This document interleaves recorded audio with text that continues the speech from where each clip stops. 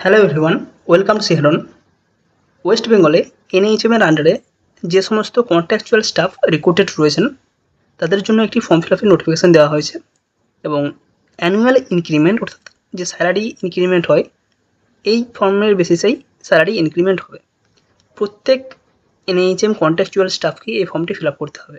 সেটা ANM, GNM, staff nurse, medical officer, pharmacist, যে কোনো এমপ্লয়ি হোক না কেন প্রত্যেকেই এই ফর্ম ফিল আপ করতে হবে এবং এর বেসিসেই আগামী বছর বা অর্থাৎ 2025-26 ফিনান্সিয়াল ইয়ারে ইনক্রিমেন্ট দেওয়া হবে। এখানে সেরকমই উল্লেখ রয়েছে 2024-25 ফিনান্সিয়াল ইয়ারের জন্য অ্যানুয়াল পারফরমেন্স রিপোর্ট বা এফিআর সাবমিট করতে হবে। 31শে ডিসেম্বর 2024-এর আগে যারা জয়েনিং করেছে প্রত্যেককে এই এফিআর সাবমিট করতে হবে। 31শে ডিসেম্বর 2024-এর পর যদি কোনো ক্যান্ডিডেট জয়েন করে তাকে আপাতত এফিআর সাবমিট করতে হচ্ছে না এই বছরের জন্য। নেক্সট ইয়ারের জন্য তাকে সাবমিট করতে হতে পারে, বাট আপাতত এই বছরের জন্য তাকে সাবমিট করতে হচ্ছে না। এবং এখানে যে এপিআর বা অ্যানুয়াল পারফরমেন্স রিপোর্ট সেটা দুটো ফরম্যাটে এখানে রয়েছে, ফরম্যাট 1 এবং ফরম্যাট 2। এবং এখানে যে ধরনের পারফরমেন্স হবে তার বেসিসে ইনক্রিমেন্ট হবে। এখানে আমরা জাস্ট গ্রেডেশনগুলো দেখার চেষ্টা করছি। এখানে অনেকগুলো গ্রেডেশন রয়েছে, পুয়ার থেকে excellent, poor, average, good, very good, excellent, এবং যার যেরকম গ্রেডেশন হবে সেই বেসিসেই ইনক্রিমেন্ট হবে। যাদের পুয়ার গ্রেডেশন থাকবে তাদের কোনো ইনক্রিমেন্ট হবে না। এভারেজ যদি কারো গ্রেডেশন থাকে সেক্ষেত্রে তার অ্যানুয়ালি 3% ইনক্রিমেন্ট হবে। গুড, ভেরি গুড, এক্সিলেন্ট এই ধরনের যদি গ্রেডেশন থাকে তার 5% ইনক্রিমেন্ট হবে। সেটা এখানে রয়েছে, সেটা আমরা দেখিয়ে দেওয়ার চেষ্টা করছি। কীভাবে ফর্ম ফিল আপ করবে সেই ডিটেলস আমরা এখানে দেখানোর চেষ্টা করব।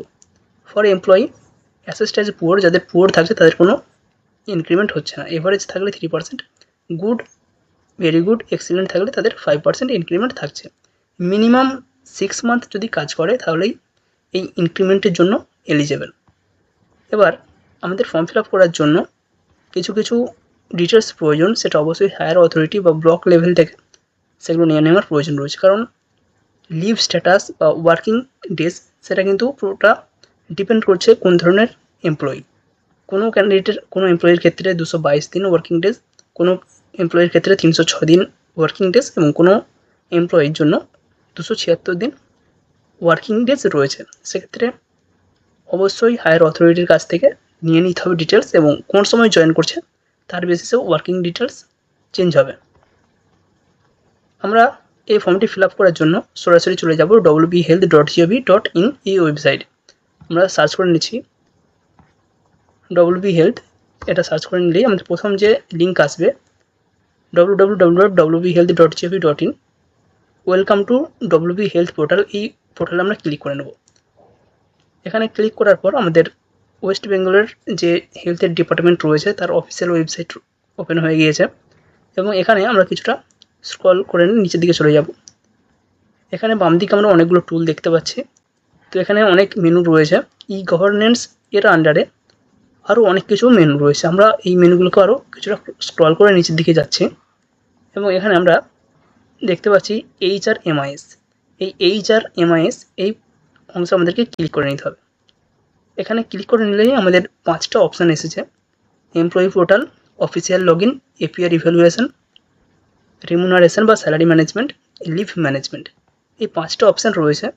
এর মধ্যে আমাদের কাজ শুধুমাত্র এই এমপ্লয়ি পোর্টালে কিছু সার্ভিস ডিটেলস বা আমাদের কিছু ডিটেলস প্রোভাইড করা। তো এখানে আমাদেরকে লগ ইন করতে হবে। লগ ইন করবো তার জন্য আমরা এখানে ক্লিক করলাম। বাট এখানে যখন ক্লিক করছি এখানে আমাদেরকে একটি এন্টার এমপ্লয়ি কোড চাওয়া হয়েছে এবং এন্টার পাসওয়ার্ড চাওয়া হয়েছে। এমপ্লয়ি কোড অলরেডি আমরা ব্লক লেভেলে ওখান থেকে পেয়ে গিয়েছি, কারণ যখনই জয়েনিং করা হয় তার 1 থেকে 2 মাসের মধ্যে এমপ্লয়ি কোড প্রোভাইড করে দেওয়া হয়। আশা করি প্রত্যেকেই পেয়ে গেছেন। তো এখানে এমপ্লয়ি কোডের ক্ষেত্রে আমরা এমপ্লয়ি যেই কোডটা রয়েছে সেই কোডটা বসাবো এবং এন্টার পাসওয়ার্ডের ক্ষেত্রে আমাদের যে প্যান নাম্বার বা পার্মানেন্ট অ্যাকাউন্ট নাম্বার রয়েছে সেই প্যান নাম্বারটা এখন বসিয়ে দেবো, কারণ নোটিফিকেশান অনুযায়ী সেটাই কিন্তু উল্লেখ রয়েছে। আবার একবার নোটিফিকেশানটি দেখিয়ে দিচ্ছে, employee code as user ID, pan as password, clearly এখানে উল্লেখ রয়েছে। সেক্ষেত্রে আমরা ওখানে ওটি বসিয়ে দেওয়ার পর যদি ক্যাপচা কোডটা বসিয়ে দিই, এখানে আমাদের এমপ্লয়ি ডিটেলস ওপেন হয়ে গিয়েছে। এখানে ক্যান্ডিডেটের নাম রয়েছে, তারপরে রয়েছে প্রোফাইল। এখান থেকে আমরা প্রোফাইলের ডিটেলস লক্ষ্য করতে পারবো। এবং চাইলে এডিটও করতে পারি। তো আমাদের এখানে কিছু প্রয়োজন নেই আপাতত। এরপরে রয়েছে রিসেট পাসওয়ার্ড, কেউ চাইলে পাসওয়ার্ড চেঞ্জ করতে পারে। লিভ, এখানে লিভের ডিটেলস আমাদের প্রয়োজন নেই, আমরা সরাসরি চলে যাব পারফরমেন্স রিপোর্ট। এখানে যদি আমরা ক্লিক করি আমাদের দুটো অপশান এসেছে, ফিল অ্যাপিয়ার এবং ভিউ প্রিভিয়াস অ্যাপিয়ার। আমরা ফিল অ্যাপিয়ারে ক্লিক করে নিলাম। এখানে ক্লিক করার পর আমাদের যে সমস্ত ডিটেলসগুলো প্রয়োজন অপশান এসে গেছে। পার্সোনাল ডাটা কোনো কিছু দেওয়ার প্রয়োজন নেই, অলরেডি যেটা প্রয়োজন সেটা দেওয়া রয়েছে। পার্ট 1-এ আমরা ক্লিক করে নেব। পার্ট 1-এ ক্লিক করে নিলেই আমাদের যে ডিটেলসটি চাওয়া হয়েছে অ্যাটেন্ডেন্স রিপোর্ট, আমাদের কী ধরনের অ্যাটেন্ডেন্স আছে, আমাদের ওয়ার্কিং ডেজ কত ছিল সেটা এখানে সাবমিট করতে হবে। প্রথমেই আমরা বললাম যেমন ব্লক লেভেল বা হায়ারার্কি যে অথরিটি রয়েছে তার থেকে আমাদের এই ডিটেলস নিয়ে নিতে হবে, কারণ কে কোন সময় জয়েন করছে সেটা ব্লকের কাছে রয়েছে তার ডিটেলস, এবং সেই বেসিসে লিভ, ওয়ার্কিং ডেজ সমস্ত কিছু আলাদা আলাদা হবে। প্রথমে রয়েছে number of working days during the period under review, কোন ক্যান্ডিডেটের ওয়ার্কিং ডেজ কত সেটা এখানে বসাতে হবে। তারপরে 2 নম্বর পয়েন্টে রয়েছে number of days the incumbent was on leave, ছুটির যে ডিটেলস পুরো ডিটেলস এখানে রয়েছে। তার মধ্যে প্রথমে রয়েছে ক্যাজুয়াল লিভ, কোন ক্যান্ডিডেট কতগুলি ক্যাজুয়াল লিভ রয়েছে, কারো 4, 5, 7, 8, 10 যেটা রয়েছে সেটা বসাতে হবে। অ্যানুয়াল লিভ কত রয়েছে সেটা এখানে বসাতে হবে। ম্যাটারনিটি লিভ যদি কারো নেওয়া থাকে সেক্ষেত্রে এখানে বসাতে হবে। টোটাল লিভ এটা অটোমেটিক্যালি এসে যাবে, এবং পার্সেন্টেজ অফ অ্যাটেন্ডেন্স টোটাল এটা অটোমেটিক্যালি বসে যাবে। আনঅথরাইজড অ্যাবসেন্স যদি কোনো ক্যান্ডিডেটের থাকে, এবং পিরিয়ড অফ আনঅথরাইজড অ্যাবসেন্স তার ডিটেলস এখানে প্রোভাইড করতে হবে। আপাতত এটুকুই লাগবে, এবং এই ডিটেলস কোনো ক্যান্ডিডেট যদি নিজে থেকে প্রোভাইড করতে পারে ভালো, যদি সাহায্য লাগে অবশ্যই হায়ার অথরিটি তার কাছ থেকে এই ডিটেলস কিন্তু নিয়ে নিতে হবে। পার্ট 1B, এখানে কিছু অ্যাক্টিভিটি অর্থাৎ একজন এমপ্লয়ি তার যে ডিউটি এবং তার ডিউটি রিলেটেড কিছু ইনফরমেশান এখানে চাওয়া হয়েছে। প্রথমে রয়েছে অ্যাসাইনমেন্ট অফ ডিউটিস, যে এমপ্লয়ি এখানে কাজ করছে তার কী কী ডিউটি অ্যাসাইন্ড রয়েছে বা তার কী কী কাজ করতে হয় সেটা এখানে উল্লেখ করতে হবে। তাকে যত কাজ করতে হয় সমস্ত কিছুই এখানে প্রোভাইড করতে হবে। নেক্সট রয়েছে অ্যাডিশনাল রেসপন্সিবিলিটিস ইফ এনি, কোনো এমপ্লয়ি যদি তার অ্যাসাইন ডিউটির পাশাপাশি আরও কোনো কাজ করে থাকে বা তার কলিগকে কোনোভাবে হেল্প করছে, সেক্ষেত্রে সেই ডিটেলস কী কী করছে বা কী কী করতে হয় সেটা এখানে বসাতে হবে। Performance against assign duties and additional responsibilities if any, কী ধরনের অ্যাক্টিভিটিস করছে বা তার পারফরমেন্স কীরকম রয়েছে সেটা নিয়ে এখানে উল্লেখ করতে বলা হয়েছে।